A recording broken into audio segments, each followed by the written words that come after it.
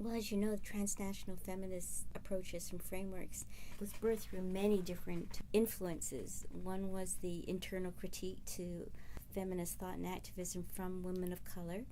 The other is a critique of feminist theory and activism from women who identified as being from formerly colonized nation states. There's also the influence coming from postmodern critical theory and post-structuralist theory, and so the idea of categories and binaries and all of those are being questioned.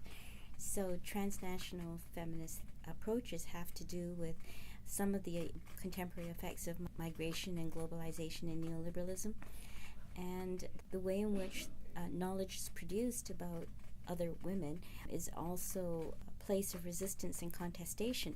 So it's generating a lot of cutting-edge new concepts, new theories, and also it's a theoretical approach, a conceptual approach that speaks to my reality as a minority woman in North America.